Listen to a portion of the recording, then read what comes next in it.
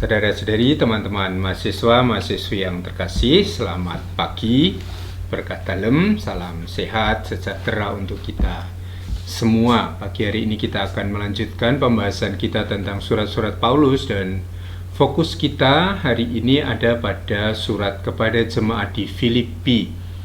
Bahan yang akan saya sampaikan dalam bagian ini sebetulnya adalah pengantar saja ya, untuk kita semua untuk mulai masuk dalam pembelajaran kita tentang surat Filipi.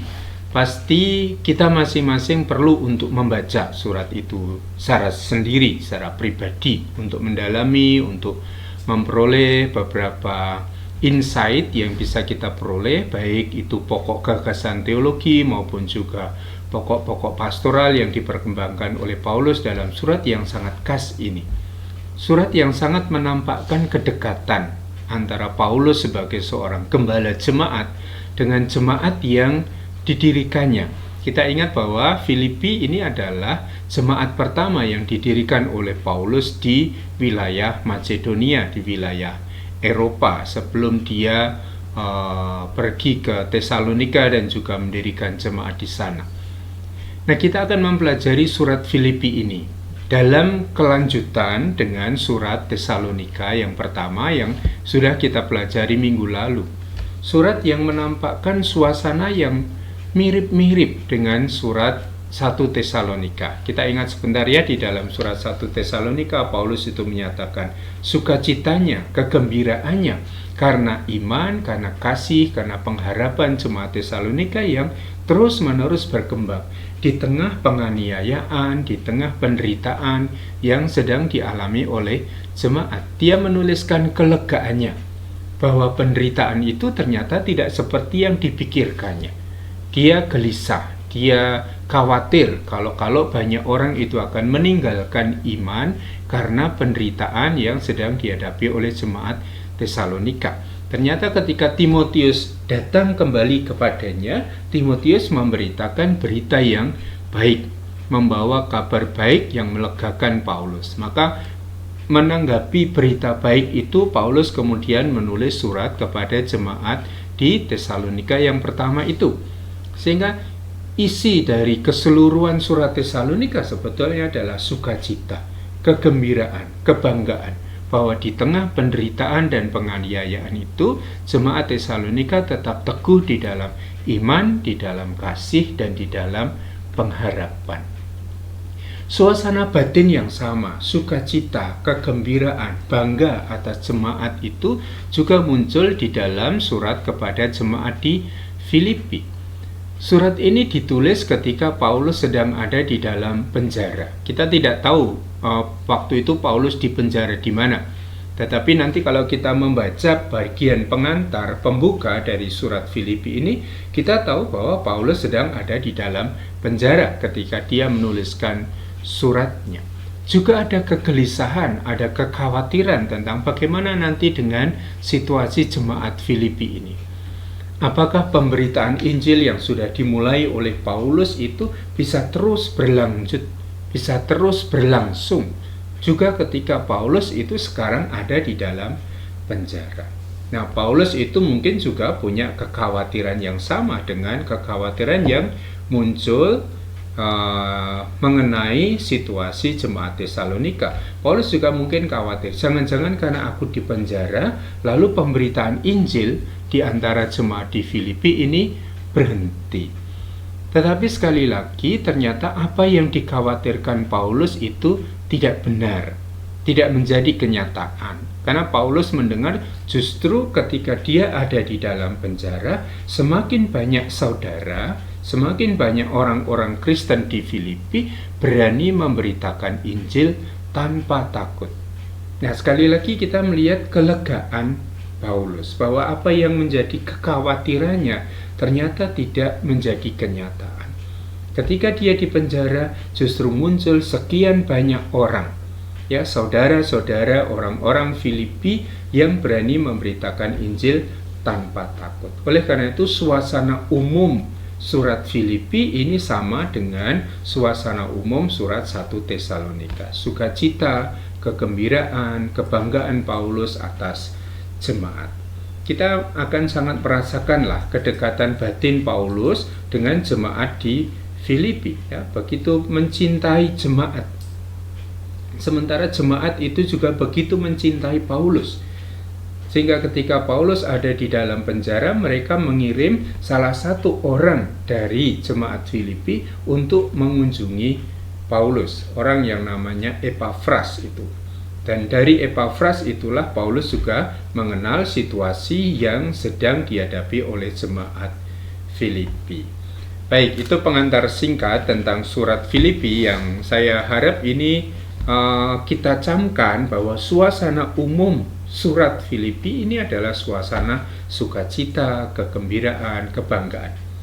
Sehingga nanti kalau kita membaca surat Filipi ini pelan-pelan, lalu kita akan membaca sukacita Paulus, kebanggaan Paulus atas jemaat yang didirikannya yang juga bersatu di dalam pemberitaan Injil. Mulai saat Paulus datang dan melayani mereka di Filipi sampai saat itu ketika Paulus ada di dalam penjara.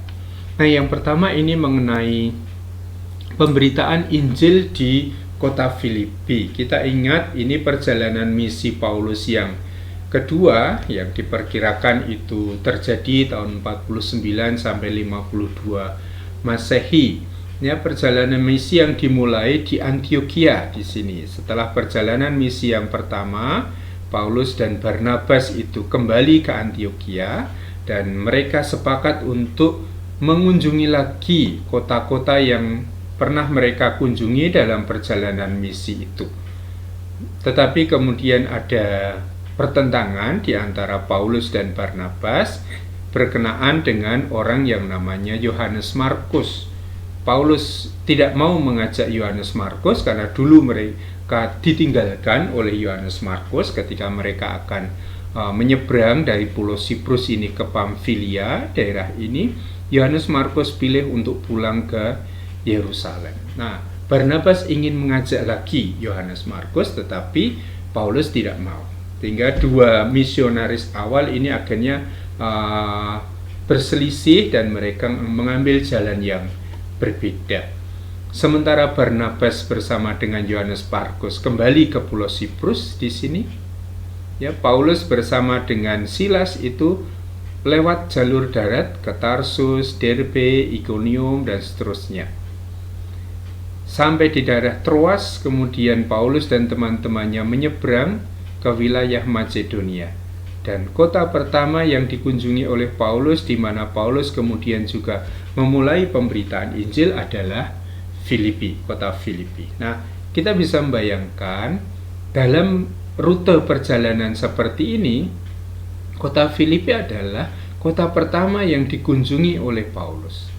Jemaat Filipi adalah jemaat pertama yang didirikan oleh Paulus di wilayah Macedonia ini. Ini wilayah Eropa ini. Nah, sesudah dari Filipi, kemudian Paulus pergi sampai ke Tesalonika yang suratnya kita baca kemarin, kemudian pergi ke Berea, nanti akan sampai Athena dan Korintus dan akan kembali lewat Efesus, tiba di Kaisaria, mampir di Yerusalem, lalu akan kembali ke Antiokhia. Nah, ini adalah perjalanan misi Paulus yang kedua, di mana Paulus sampai di kota Filipi, memberitakan Injil di situ, mendirikan jemaat di situ. Nah, surat ini ditulis seperti surat-surat yang lain itu untuk sebuah jemaat yang didirikan oleh Paulus sendiri. Kalau kita membaca Kisah Para Rasul bab 16, di sana kisah tentang penginjilan di Filipi, beberapa informasi kita temukan di sana. Ya, seperti biasa Paulus itu akan selalu mencari sinagoga, rumah ibadat orang Yahudi. Di situ berkumpul orang Yahudi maupun orang-orang setempat yang sudah beragama Yahudi, yang dalam pengantar kali lalu disebut sebagai orang-orang yang takut akan Allah, dan memberitakan Injil di situ Paulus. Apa yang dia beritakan itu ternyata ditolak oleh orang-orang Yahudi, tetapi diterima oleh orang setempat. Nah, salah satu orang setempat yang menerima pemberitaan Injil yang dibawa oleh Paulus adalah Lydia. Ini seorang penjual kain ungu dari Tiatira. Dan Lydia dibaptis, kemudian meminta Paulus dan teman-temannya untuk datang ke rumah Lydia ini. Dan rupanya di rumah Lydia ini lalu terbentuk jemaat di kota Filipi yang lama-kelamaan akan menjadi sebuah jemaat yang semakin besar, semakin banyak anggota itu digabungkan di dalam kesatuan jemaat ini. Dan tidak dalam waktu yang lama lalu Paulus itu ditangkap, dimasukkan ke dalam penjara, bertemu dengan kepala penjaga penjara di Filipi. Ya, ketika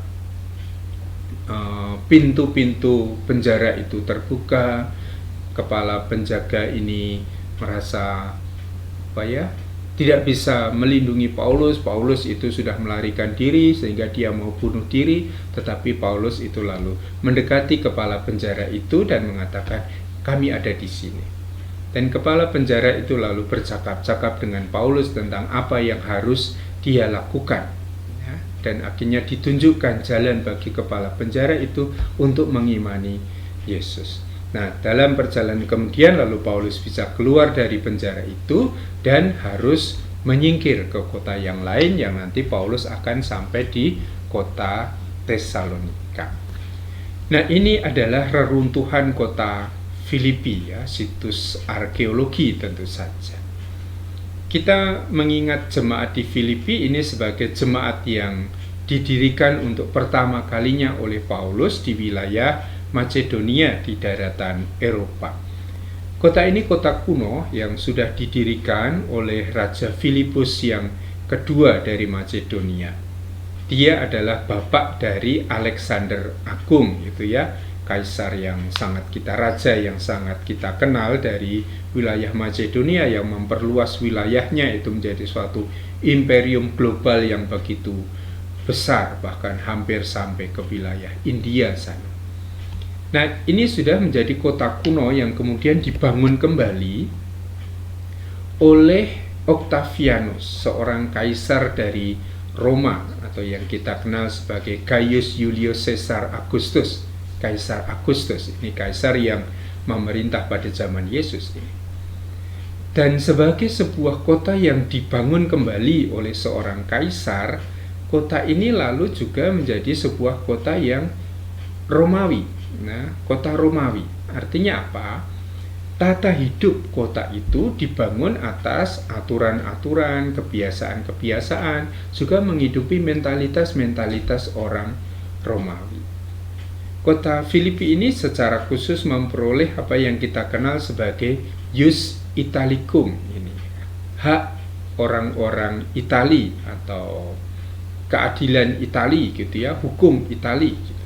Memperoleh otonomi dalam pemerintahan, memperoleh pembebasan pajak bagi rakyatnya, juga perlakuan seperti yang diterima oleh orang-orang Romawi pada umumnya. Sehingga bisa kita simpulkan bahwa kota Filipi adalah sebuah kota Romawi. Banyak pensiunan pegawai tentara Romawi itu kemudian bertempat tinggal di Filipi sebagai sebuah kota koloni Romawi. Nah, sekarang kita masuk dalam surat yang ditulis oleh Paulus. Mulai dari bagian awal saya akan mengajak Anda semua untuk mencermati, tidak sangat detail ayat per ayat, tetapi lebih pada isi pokok-pokok yang ada di situ. Di dalam alamat di situ Paulus menulis, dari Paulus dan Timotius, hamba-hamba Kristus Yesus, kepada semua orang kudus dalam Kristus Yesus di Filipi, dengan para penilik jemaat dan diaken. Di awal pembahasan dulu saya selalu mengatakan, kalau kita membaca alamat dari siapa kepada siapa, coba cermati baik-baik identifikasi yang digunakan oleh Paulus untuk menyebut siapakah dia. Surat kepada jemaat di Filipi ditulis oleh Paulus dan Timotius, dan identitas yang dikenakan oleh Paulus adalah hamba-hamba Kristus Yesus. Jadi Paulus maupun Timotius itu menyebut diri mereka sebagai hamba-hamba Kristus Yesus. Ini satu identitas yang sangat disukai oleh Paulus selain rasul, apostolos, rasul Kristus Yesus. Dan siapa orang Filipi menurut Paulus? Mereka adalah semua orang kudus dalam Kristus Yesus. Ya, sebutannya saja sudah menunjukkan kedekatan batin Paulus dengan orang-orang Filipi, bahwa mereka yang ada di Filipi yang mengimani Yesus itu adalah orang-orang yang sudah dikuduskan di dalam Kristus Yesus.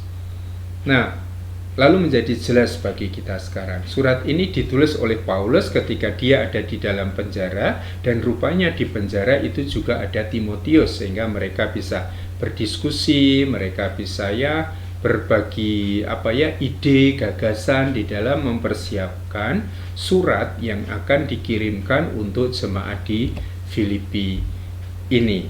Kemudian masuk dalam bagian ucapan syukur dan doa. Di situ Paulus mengucap syukur atas persekutuan jemaat dalam berita Injil mulai dari awal sampai akhir. Itu kita temukan di ayat 5. Aku mengucap syukur kepada Allahku karena persekutuanmu dalam berita Injil mulai dari hari pertama sampai sekarang ini.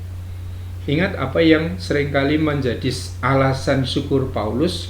Ada dua hal. Yang pertama adalah apa yang dikerjakan oleh Allah bagi jemaat. Yang kedua adalah apa yang dikerjakan oleh jemaat bagi Paulus, terutama dalam karya pemberitaan Injil itu. Dan di sini menjadi tampak apa yang disyukuri oleh Paulus adalah keterlibatan jemaat, persekutuan jemaat dalam pemberitaan Injil. Mulai dari semula, dari awal, yaitu ketika Paulus secara fisik ada di tengah-tengah mereka untuk memberitakan Injil, sampai akhir. Akhir itu adalah ketika Paulus menulis surat saat itu. Nah, nanti dalam bagian selanjutnya dari ucapan syukur kita akan tahu mengapa Paulus mensyukuri persekutuan jemaat dalam pemberitaan Injil ini. Ya, seperti tadi saya katakan, karena itu adalah kelegaan Paulus. Ya, bahwa di dalam situasi ketika dia ada di dalam penjara, ternyata jemaat terus-menerus bersatu di dalam memberitakan Injil itu. Di dalam bagian syukur ini, Paulus juga menyatakan bahwa jemaat ada dalam hatinya, dan bahwa ia merindukan jemaat sebagaimana jemaat Filipi juga merindukan Paulus. Ini sekali lagi mengungkapkan kedekatan batin Paulus dengan jemaat. Paulus merindukan jemaat dan jemaat merindukan Paulus. Apa yang terjadi adalah jemaat di Filipi rupanya mendengar bahwa Paulus sedang di penjara. Maka dia mengutus salah satu orang dari Filipi untuk mengunjungi Paulus. Dan tidak hanya mengunjungi Paulus, tetapi orang Filipi juga mengumpulkan dana sumbangan yang kemudian dibawa untuk diberikan kepada Paulus. Dan ini menjadi sukacita bagi Paulus, ya, bahwa dia merasa jemaat Filipi begitu perhatian kepadanya, bahwa ia merindukan jemaat Filipi sebagaimana juga jemaat Filipi itu merindukan dia. Dalam bagian selanjutnya, sesudah ucapan syukur, Paulus itu juga berdoa. Ini kebiasaan Paulus, ya, dia membuka surat itu selalu dengan salam, ucapan syukur, dan doa. Apa yang menjadi isi doa Paulus? Semoga kasih-Mu makin melimpah dalam pengetahuan yang benar dan dalam segala macam pengertian, sehingga kamu dapat memilih apa yang baik, supaya kamu suci dan tak bercacat menjelang hari Kristus, penuh dengan buah kebenaran yang dikerjakan oleh Yesus Kristus untuk memuliakan dan memuji Allah. Paulus berharap agar kasih orang-orang Kristen di Filipi itu semakin melimpah dalam pengetahuan yang benar, dalam segala macam pengertian, supaya mereka memperoleh apa yang menjadi hidup yang suci. Supaya kamu menjadi suci, kamu menjadi tidak bercacat menjelang hari Kristus. Nah, suasananya pun lalu masih sama dengan suasana jemaat di Tesalonika. Mereka masih menantikan kedatangan Tuhan itu, hari Tuhan atau hari Kristus. Dan Paulus berdoa supaya mereka hidup dalam kesucian, hidup sebagai orang-orang yang pantas, tak bercacat menjelang kedatangan Tuhan itu. masih merupakan bagian dari ucapan syukur. Lihat saja ya, ini ucapan syukur Paulus itu panjang sekali dalam satu surat ini, 3 bab itu nanti. Dan ini menunjukkan sesuatu yang khas di dalam surat Paulus kepada jemaat di Filipi ini. Mengapa dia menulis sukacita dan syukurnya itu begitu panjang? Yang pertama adalah sukacita Paulus berkaitan dengan situasi jemaat dan situasi dirinya sendiri yang waktu itu ada di penjara. Paulus merenungkan kembali pengalamannya hidup sebagai seorang yang di penjara. Apa yang terjadi atasku ini justru telah menyebabkan kemajuan Injil. Jadi Paulus mau mengatakan, untung bahwa saya di penjara, syukur bahwa saya di penjara. Dan pemenjaraan ini telah menyebabkan kemajuan Injil. Tadi ya soal pemberitaan Injil, persekutuan jemaat dalam pemberitaan Injil. Mengapa Paulus merasa bahwa ini menguntungkan atau pemenjaraannya itu justru menyebabkan kemajuan Injil? Karena pemenjaraan itu menjelaskan bahwa Paulus memang dipenjara karena Kristus, ya. Ayat 13. Sehingga telah jelas bagi seluruh istana dan semua orang lain bahwa aku dipenjarakan karena Kristus. Ya, Paulus dipenjarakan karena Kristus, karena ia memberitakan Injil Yesus Kristus. Alasan yang kedua, dan ini alasan yang pokok, mengapa Paulus merasa bahwa pemenjaraannya itu justru menyebabkan kemajuan Injil. Kebanyakan saudara dalam Tuhan lalu bertambah berani berkata-kata mengenai firman Allah dengan tidak takut-takut. Mereka juga berani memberitakan Kristus karena kasih. Paulus merasa, oh untung saya di penjara. Justru ketika saya di penjara, lalu muncul banyak saudara yang dikatakan di situ berani berkata-kata mengenai firman Allah, berani memberitakan Injil dengan tidak takut-takut, tanpa takut. Mungkin Paulus mengatakan, kalau seandainya saya tetap ada bersama dengan kalian, maka yang memberitakan Injil adalah saya, Timotius, orang-orang lain yang selama ini memang menjadi pemberita Injil. Tetapi Paulus selalu mengatakan, justru ketika saya di penjara, ternyata di tengah-tengah kalian muncul banyak saudara yang berani memberitakan Injil tanpa takut. Dan mereka memberitakan Injil bukan untuk motif-motif tujuan-tujuan tertentu, popularitas, ekonomi, keuntungan pribadi. Tetapi mereka memberitakan Kristus, memberitakan Injil karena kasih. Sehingga seluruh upaya mereka untuk bersatu dalam pemberitaan Injil itu muncul karena kasih yang diperkembangkan di antara mereka. Nah, tentu saja suasana itu lalu membuat Paulus itu bersyukur. Kalau kita ingatlah sejarah gereja kita, paling tidak yang saya kenal di Keuskupan Agung Semarang ini. Dulu ketika para misionaris itu masih bisa bebas merdeka memberitakan Injil, pemberitaan Injil itu praktis dilakukan oleh para misionaris. Romo, bruder, suster, mereka itu adalah ujung tombak pemberitaan Injil. Tetapi pada zaman Jepang, para misionaris itu ditangkap, dipenjara, diinternir. Dan ketika para misionaris itu ada di dalam penjara, tidak bisa memberitakan Injil, justru muncul orang-orang setempat, orang-orang pribumi, misalnya anak didiknya Romo Van Lith di SPG Van Lith itu, yang kemudian justru menjadi rasul-rasul awam yang hebat. Injil diberitakan bukan lagi oleh para misionaris yang memang bertugas untuk memberitakan Injil itu, tetapi oleh orang-orang setempat, kaum awam yang menjadi pemberita Injil, yang malah bisa merasuk dalam hidup kemasyarakatan dan memberitakan Injil itu secara lebih luas daripada pemberitaan Injil yang dilakukan oleh para misionaris. Saya kira ini tidak hanya terjadi di Keuskupan Agung Semarang, tetapi kalau kita mencermati sejarah gereja-gereja partikular kita, keuskupan-keuskupan kita, wilayah-wilayah kita, situasi seperti itu akan banyak kita temukan.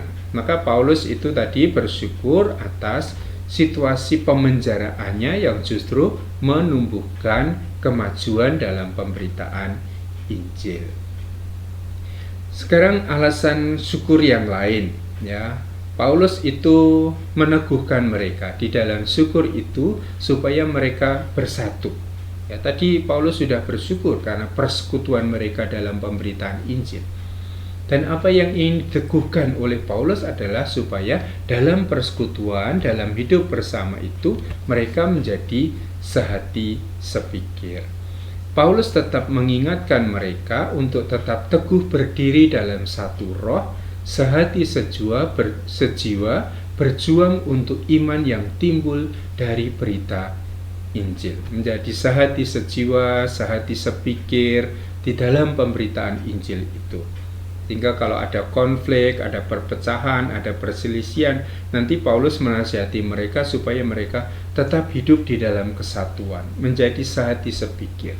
Supaya mereka berpadanan dengan hidup Kristus, karena sudah dipanggil untuk menjadi murid-murid Yesus, maka juga hidup mereka mestinya berpadanan dengan hidup Kristus sendiri. Dan salah satu hal yang ditekankan oleh Paulus kepada jemaat di Filipi ini adalah soal kesatuan hati, kesatuan pikiran, satu kasih, satu jiwa, dan satu tujuan.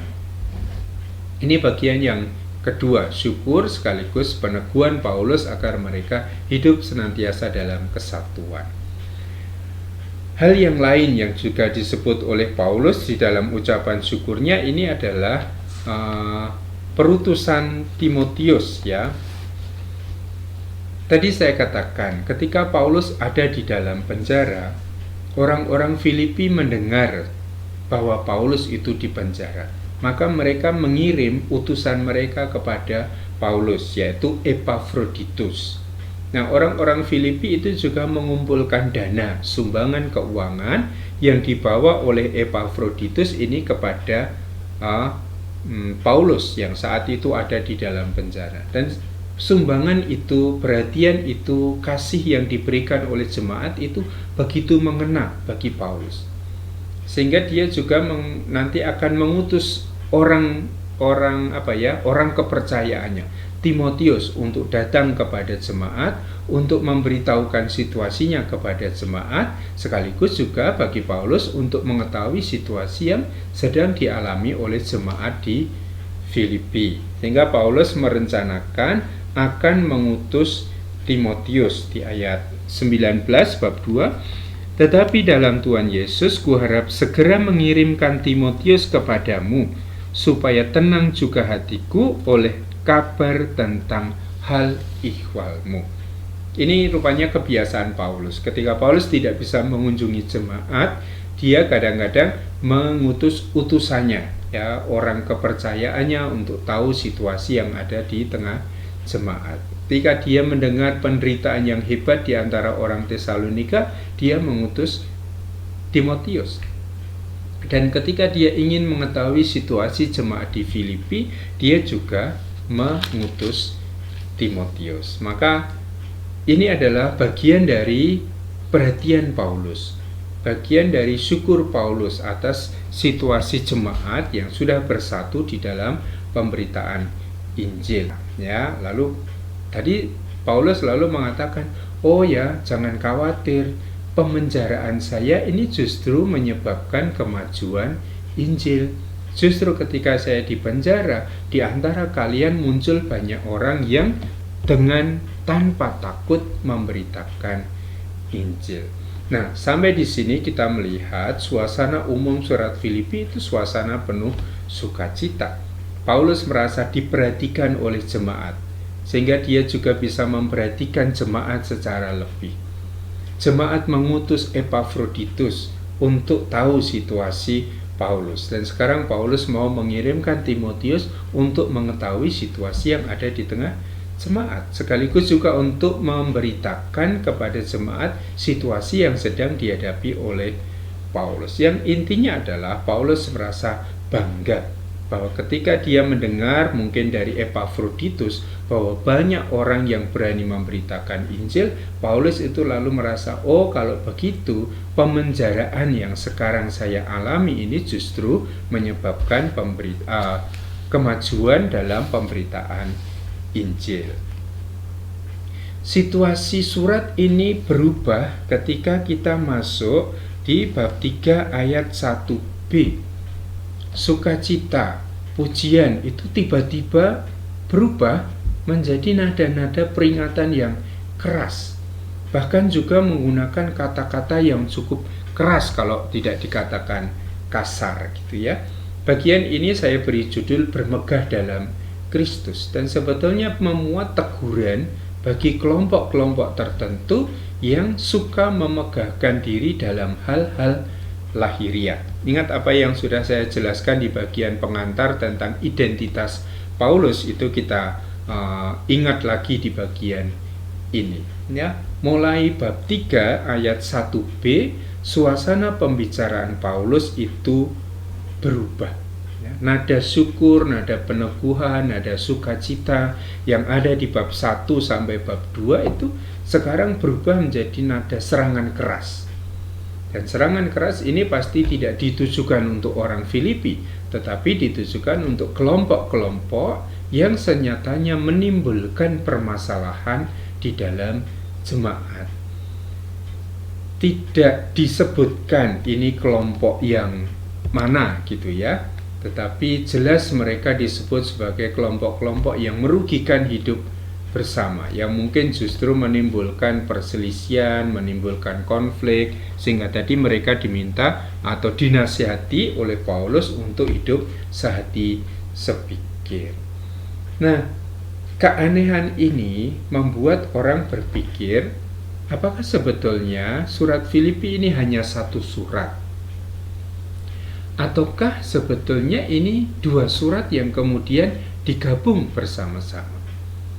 Kalau nanti kalian baca pelan-pelan dari bab 1 sampai bab 2, lalu sampai pada titik bab 3 ayat 1, di situ itu sudah penutup. Akhirnya, saudara-saudaraku, bersukacitalah dalam Tuhan. Ketika Paulus tadi berdoa, mengucap syukur, dan ucapan syukurnya panjang sekali, ucapan syukur itu diakhiri dengan pernyataan, akhirnya saudara-saudaraku, bersukacitalah dalam Tuhan. Tetapi Paulus mengajak jemaat bersukacita, tetapi mengapa di ayat 1b kemudian suratnya itu berubah? Bukan ungkapan sukacita lagi, tetapi serangan-serangan keras terhadap orang-orang tertentu yang dikatakan mengacaukan situasi jemaat. Kalau kita potong dari bab 3 ayat 1a, lalu lanjut ke 4 ayat berapa? 4 ayat 1 itu ya. Karena itu saudara-saudara yang kukasihi dan yang kurindukan, sukacitaku dan mahkotaku, berdirilah juga dengan teguh dalam Tuhan, hai saudara-saudaraku yang kekasih. Kalau dua ayat itu digabungkan, maka ini satu gabungan yang sangat smooth, sangat bagus gitu ya. Karena di akhir ayat 1a, bab 3 ayat 1a, saudara-saudaraku, bersukacitalah dalam Tuhan. Di bagian bab 4 ayat 1, berdirilah juga dengan teguh dalam Tuhan, hai saudara-saudaraku yang kekasih. Nah, di antara ayat bab 3 ayat 1a dan bab 4 ayat 1 ini lalu ada bab 3 ayat 2 sampai bab nanti 3 ayat 21 yang isinya itu tadi saya katakan ini keras, teguran-teguran yang cukup keras. Nah, situasi ini yang kemudian membuat orang berpikir atau bertanya-tanya, jangan-jangan surat Filipi ini sebetulnya adalah dua surat yang kemudian digabungkan menjadi satu. Sekarang siapa yang tadi diserang atau dilawan oleh Paulus di bagian bab 3 ayat 1b dan seterusnya ini? Mereka adalah kelompok-kelompok yang menimbulkan permasalahan di dalam jemaat, sehingga mereka ditegur dengan keras ya. Tidak langsung, tetapi Paulus mengingatkan jemaat Filipi supaya berhati-hati terhadap kelompok ini. Saya membaca ayat 2. Hati-hatilah terhadap anjing-anjing. Hati-hatilah terhadap pekerja-pekerja yang jahat. Hati-hatilah terhadap penyunat-penyunat yang palsu. Siapa mereka ini sebetulnya? Yang disebut anjing-anjing, yang disebut pekerja-pekerja jahat, penyunat-penyunat palsu, yang kemudian diperlawankan dengan jemaat Filipi. Kitalah orang yang bersunat, yang beribadah oleh Roh Allah, dan bermegah di dalam Kristus Yesus, dan tidak menaruh percaya pada hal-hal lahiriah. Kalau kita melihat kontras seperti itu antara lawan Paulus dengan jemaat Filipi, lalu kita melihat bahwa mereka itu orang-orang yang bersunat, tetapi kemudian disebut sebagai penyunat-penyunat palsu. Kita tidak tahu persis siapa yang sebetulnya sedang dimaksudkan oleh Paulus dalam bagian ini. Apakah orang yang sangat berpegang pada Taurat, berpegang pada sunat, dan itu nanti akan kita lihat sebentar lagi dalam penjelasan Paulus. Mereka adalah orang-orang yang oleh Paulus disebut menaruh percaya pada hal-hal lahiriah. Artinya suka berbangga, suka memegahkan diri atas hal-hal lahiriah yang mereka punyai. Dan Paulus kemudian menyebut beberapa hal yang biasanya itu menjadi alasan bagi orang-orang ini untuk memegahkan diri. Dan itu bisa kita temukan di ayat bab 3 ayat 4b. Jika ada orang lain menyangka dapat menaruh percaya pada hal-hal lahiriah, aku lebih lagi. Disunat pada hari ke-8 dari bangsa Israel, dari suku Benyamin, orang Ibrani asli, dalam hal pendirian terhadap hukum Taurat, aku orang Farisi, dalam hal kegiatan aku penganiaya jemaat, dalam hal ketaatan pada hukum Taurat, aku tidak bercacat. Nah, kalau kita lihat unsur-unsur yang ada di sini, ini adalah hal-hal lahiriah yang dibangga-banggakan oleh orang Yahudi. Disunat pada hari ke-8 itu artinya saya dididik di dalam sebuah keluarga Yahudi yang taat, yang saleh. Maka saya bangga.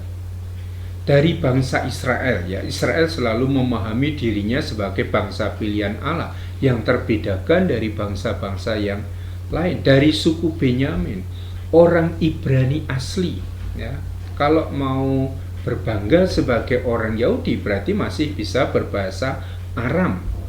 Ya, kalau orang Yahudi tidak bisa bahasa Aram itu lalu dikatakan, oh ya kamu sudah kehilangan keyahudianmu. Kali lalu saya katakan, kalau orang Jawa lahir di Jakarta tidak bisa lagi berbahasa Jawa, lalu orang sudah mengatakan, oh kamu sudah kehilangan kejawaanmu, gitu ya. Nah, Paulus itu mengatakan, kalau kamu mau berbangga kamu orang Israel, saya juga orang Israel. Kalau kamu bangga kamu dididik di tengah keluarga yang taat, saya juga dididik dalam keluarga yang taat. Kalau kamu merasa kamu orang Ibrani asli masih bicara bahasa Arab, saya juga bisa bicara bahasa Arab. Kalau kamu bangga, kamu berpegang pada Taurat, saya ini orang Farisi. Artinya apa? Dibanding dengan teman-teman lain yang membanggakan hal-hal itu, Paulus tidak kalah. Saya juga orang Yahudi, masih orang Ibrani asli, saya dididik dalam keluarga Yahudi yang taat, saya berpegang teguh pada Taurat. Bahkan dalam hal kegiatan, saya ini penganiaya jemaat. Paulus bisa mengatakan kepada teman-temannya waktu itu, kalau kamu mengaku diri sebagai orang Yahudi yang taat, yang hebat, bangga sebagai orang Yahudi, apa yang kamu buat ketika ada sekelompok orang Yahudi mengaku bahwa dia yang mati di salib itu adalah Mesias? Kalian buat apa? Mungkin kalian diam saja, tetapi saya menganiaya orang-orang yang mengimani bahwa Yesus itu Mesias. Maka sebagai orang Yahudi, Paulus bisa mengatakan, kalau saya mau membanggakan hal-hal lahiriah itu, saya tidak kekurangan alasan. Saya punya banyak alasan untuk membanggakan diri dalam hal-hal lahiriah, termasuk dalam hal berpegang pada hukum Taurat. Saya tidak bercacat. Nah, ini yang dulu saya anggap sebagai salah satu kesombongan Paulus yang membuat saya tidak terlalu suka pada figur Paulus waktu itu ketika saya kuliah di FTW ini, ya. Tetapi sekarang saya bisa melihat dengan perspektif yang baru bahwa ini adalah hal-hal yang selalu dibanggakan oleh orang-orang Yahudi. Tetapi Paulus mengatakan, kalau kalian membanggakan hal-hal seperti itu, kalian membanggakan hal-hal lahiriah, bermegah dalam hal-hal lahiriah. Saya tidak mau. Meskipun kalau saya mau memegahkan diri dalam hal-hal lahiriah seperti itu, saya juga bisa. Bahkan Paulus bisa mengatakan, saya lebih daripada kalian. Di Galatia dia mengatakan, dibanding dengan teman-teman sebaya sebangsaku, aku lebih dari mereka. Nah, Paulus itu lalu tidak mau menaruh kepercayaan pada hal-hal lahiriah itu, ya. Maka orang-orang itu menaruh kepercayaan pada hal-hal lahiriah, Paulus tidak mau. Kalau saya mau bermegah, saya tidak bermegah dalam hal-hal lahiriah. Kalau saya mau bermegah, saya akan bermegah dalam Kristus. Kalau saya mau bermegah, saya justru akan bermegah dalam kelemahanku. Kalau saya mau bermegah, saya akan bermegah di dalam salib Tuhan kita Yesus Kristus. Nah, apa yang tadi oleh orang-orang Yahudi itu dianggap sebagai keuntungan, kehebatan, alasan untuk memegahkan diri, sekarang dianggap oleh Paulus rugi. Ya, ayat 7. Tetapi apa yang dahulu merupakan keuntungan bagiku, sekarang kuanggap rugi karena Kristus. Karena pengenalan akan Kristus Yesus Tuhanku lebih mulia dari segala sesuatu. Ya, semula itu memang kebanggaan Paulus. Ya, ketika dia masih menjadi Saulus, yang menjadi orang Farisi, masih berbicara bahasa Ibrani, dididik dalam suatu keluarga yang Ibrani yang taat, Yahudi yang taat, tanpa cacat di dalam hal mentaati Taurat, pasti ini kebanggaan, ini keuntungan, membuat Paulus itu dihargai, membuat Paulus itu dibangga-banggakan oleh orang-orang pada zamannya. Tetapi Paulus mengatakan, apa yang semula kuanggap sebagai keuntungan, sekarang kuanggap rugi. Ditinggalkan oleh Paulus. Mengapa? Karena pengenalan akan Kristus Yesus Tuhanku lebih mulia dari segala sesuatu. Yang kalau Paulus itu mengatakan mengenal Yesus, itu tidak hanya secara kognitif, tetapi menyambut, menerima Yesus di dalam dirinya. Dan dia mengatakan Yesus ini lebih berarti daripada hal-hal yang menjadi alasan untuk memegahkan diri itu. Apa yang semula dianggap sebagai keuntungan, sebagai alasan untuk bermegah, sekarang dilepaskan oleh Paulus. Semuanya itu sudah kulepaskan dan kuanggap sampah. Ini kan berarti suatu perubahan hidup yang begitu hebat. Dari mengejar-ngejar hidup sebagai orang Yahudi yang taat, yang saleh seperti itu, sekarang semuanya oleh Paulus dilepaskan, dianggap sampah, supaya aku memperoleh Kristus. Karena kalau saya mengorientasikan pada hal-hal lahiriah itu, saya justru akan kehilangan Kristus. Maka saya lepaskan, saya anggap sebagai kerugian, saya anggap sebagai sampah, supaya saya bisa memperoleh Kristus. Apa yang menjadi perhatian utama Paulus di sini adalah Kristus. Apakah hal-hal lahiriah itu jelek? Tidak. Sebagai orang Yahudi, hal-hal lahiriah tadi adalah hal-hal yang dibanggakan. Tetapi sekarang hal yang dibanggakan dilepaskan, dianggap sebagai kerugian, dianggap sebagai sampah, karena saya mengenal Yesus. Karena saya ingin memperoleh Yesus. Karena saya ingin berada di dalam Yesus itu. Dan ini yang dinyatakan kemudian. Supaya aku berada di dalam Dia, bukan dengan kebenaranku sendiri karena mentaati hukum Taurat, melainkan dengan kebenaran yang Allah anugerahkan berdasarkan kepercayaan. Nah, ini salah satu pokok iman yang nanti juga akan terus-menerus diulang. Apa yang menjadi cita-cita Paulus adalah saya ingin berada di dalam Yesus, di dalam kematiannya, supaya saya juga berada di dalam Dia, di dalam kebangkitannya. Dan kalau saya berada bersama Dia, di dalam Dia, artinya saya diselamatkan, saya memperoleh pembenaran. Keselamatan itu bukan datang dari kebenaranku sendiri karena mentaati Taurat. Ya, saya bisa berada di dalam Kristus bukan karena saya mentaati Taurat, tetapi karena iman, karena kebenaran yang Allah anugerahkan berdasarkan kepercayaan. Sehingga sudah ada dua kutub di sini, hukum Taurat dan iman.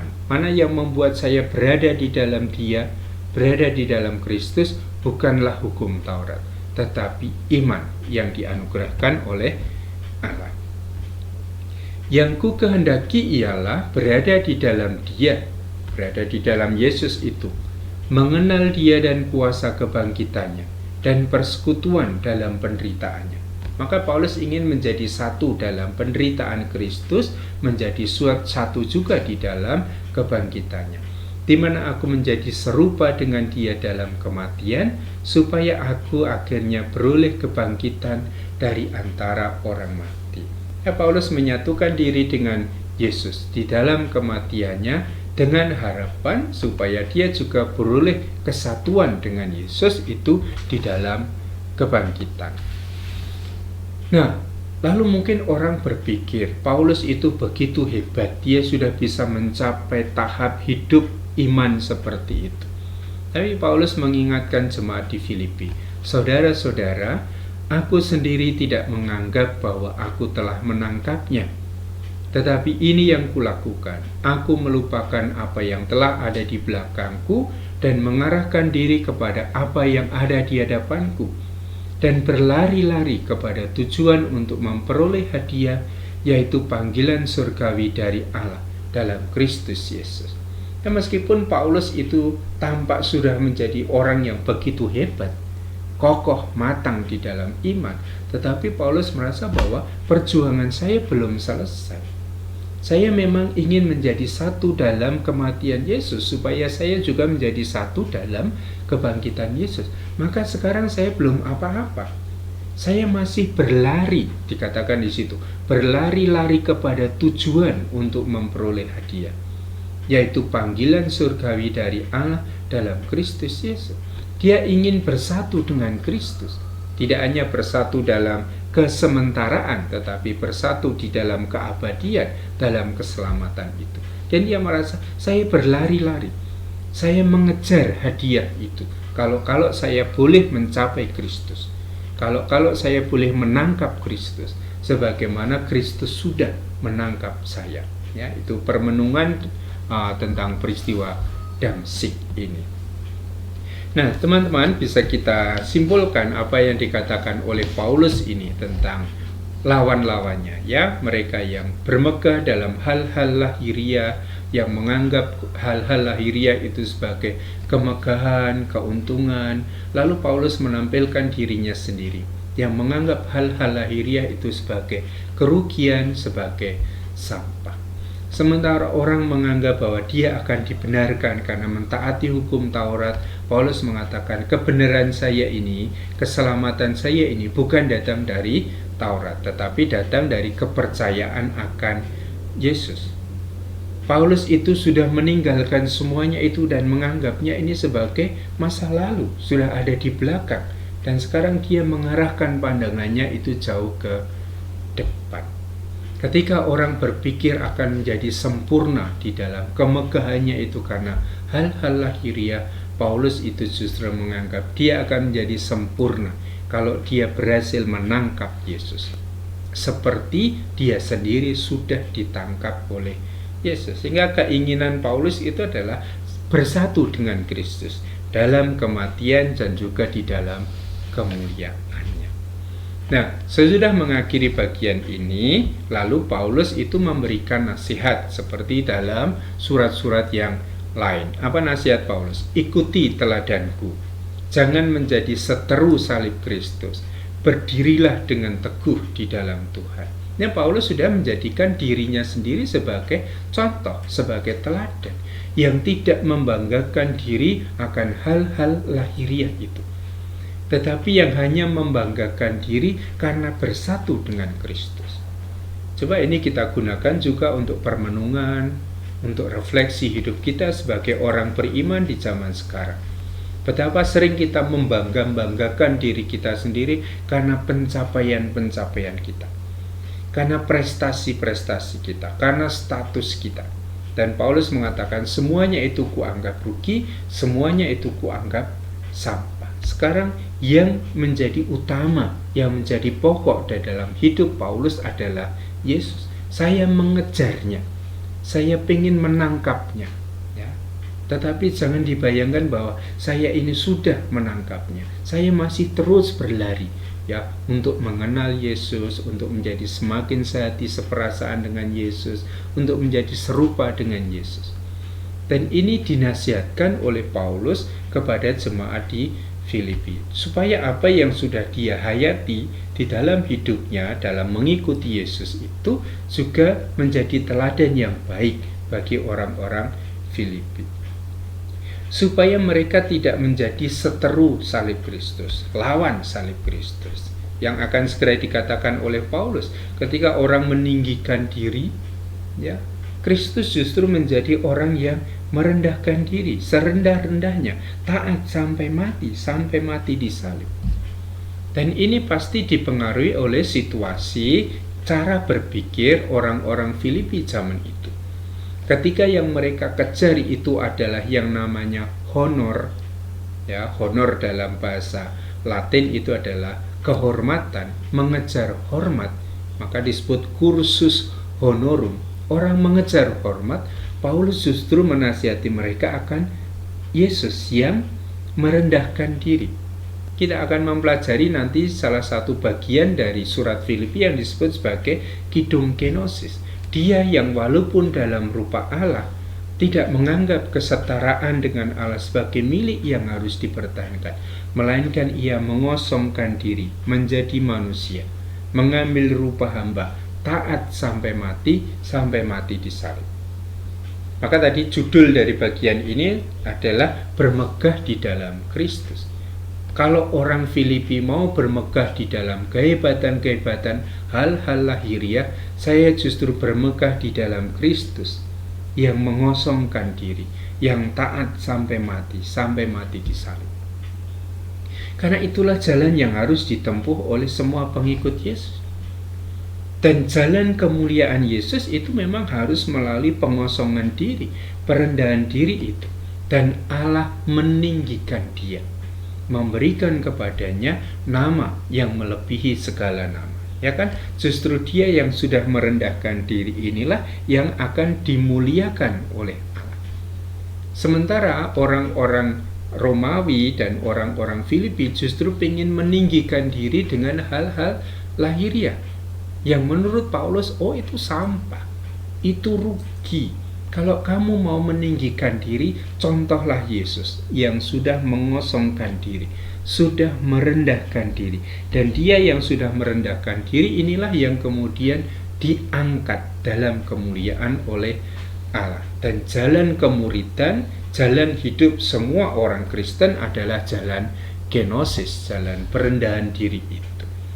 Hendaklah kalian sehati sepikir, bersukacitalah dalam Tuhan, jangan khawatir tentang apapun. Ini masih lanjutan dari nasihat Santo Paulus, ya, supaya jemaat itu juga hidup dalam suasana persaudaraan, persahabatan, menjadi sehati sepikir dan selalu bersukacita di dalam Tuhan.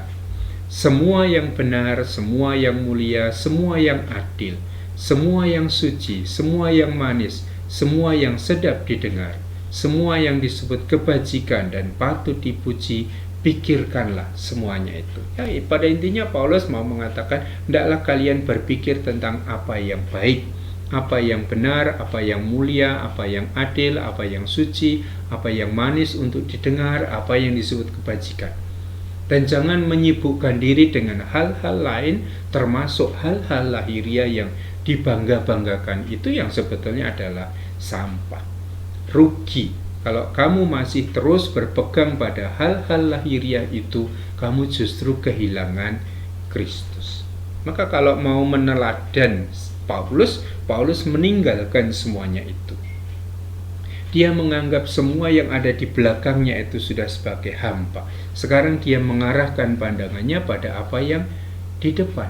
Berlari terus-menerus, berjuang untuk semakin mengenal Yesus, menangkap Yesus. Dan di bagian akhir sebelum penutup, jadi sesudah nasihat, Paulus itu menyampaikan terima kasihnya atas pemberian jemaat. Tadi saya katakan jemaat di Filipi itu kan mengutus Epafroditus membawa sumbangan dari jemaat yang diberikan kepada Paulus yang waktu itu ada dalam penjara. Dan Paulus mengatakan ungkapan batinnya kepada jemaat Filipi, selalu ada perhatianmu untukku, tetapi tidak ada kesempatan bagimu. Jadi orang-orang Filipi itu selalu pengen membantu Paulus, termasuk dalam hal keuangan, tetapi tidak ada kesempatan bagimu. Mengapa tidak ada kesempatan bagi orang Filipi? Karena Paulus tidak membiasakan diri untuk menerima sesuatu dari jemaat. Karena aku telah belajar mencukupkan diri dalam segala keadaan. Jadi sekali lagi tema yang dalam surat Tesalonika muncul, tidak menggantungkan hidupnya pada orang lain, bekerja dengan tangan sendiri. Ini prinsip Paulus. Aku telah belajar mencukupkan diri dalam segala keadaan. Jadi menjadi seorang rasul yang tidak mudah menerima pemberian dari jemaat, terutama pemberian finansial yang nanti justru akan menunjukkan, oh kamu tidak tulus sebagai rasul. Kan seorang guru itu berhak menerima upah, berhak menerima balasan dari murid-murid, tetapi Paulus tidak mau itu. Ya teman-teman, sekali lagi ini juga digunakan untuk membaca pengalaman hidup kita.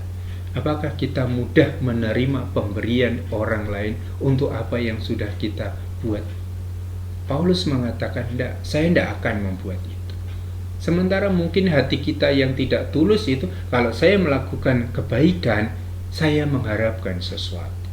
Nah, harapan akan sesuatu yang diberikan kepada saya itu, menurut Paulus, itu tanda bahwa ada ketidaktulusan di dalam diri kita. Maka Paulus mengatakan tidak.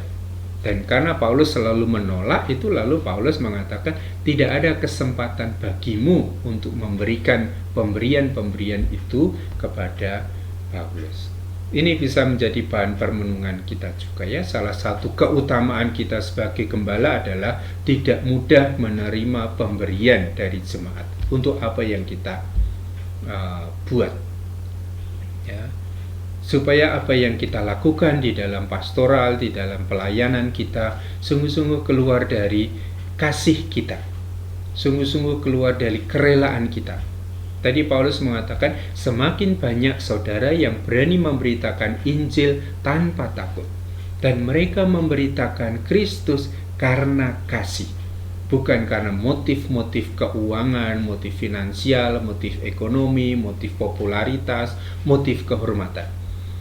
Tetapi satu-satunya semangat spiritualitas hidup kita sebagai pewarta Kristus adalah kasih kita, kasih akan Kristus dan kasih akan jemaat. Ya, saya kira itu satu pelajaran yang penting dari surat Filipi ini. Bagaimana Paulus mengajarkan ketulusan di dalam pemberitaan Injil, bukan untuk memperoleh balasan-balasan finansial demi keuntungan diri sendiri, tetapi sebagai ekspresi ungkapan kasih akan Injil itu sendiri, akan Yesus yang diwartakan, dan juga akan jemaat yang dilayani. Nah, Paulus mengatakan bahwa pemberian itu juga menjadi kesempatan bagi jemaat untuk mengambil bagian dalam kesusahanku. Karena Paulus sekarang sedang ada di dalam penjara. Maka jemaat dengan mengirim sumbangan itu lalu dianggap oleh Paulus, kalian itu mengambil bagian di dalam kesusahanku. Dan ternyata pemberian sumbangan itu bukan pemberian yang pertama. Artinya jemaat Filipi sudah berkali-kali memberikan bantuan keuangan dan diberikan kepada Paulus.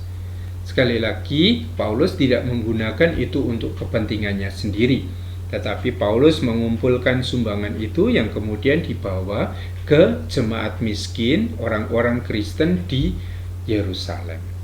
Ya, jadi tidak pernah diterima untuk kepentingannya sendiri, tetapi untuk jemaat di Yerusalem atau juga untuk pemberitaan Injil, tugas pemberitaan Injil yang pasti membutuhkan banyak dana itu. Sekarang kita sampai di akhir bagian surat Paulus ya. Kita membaca salam dari Paulus. Sampaikanlah salamku kepada tiap-tiap orang kudus dalam Kristus Yesus.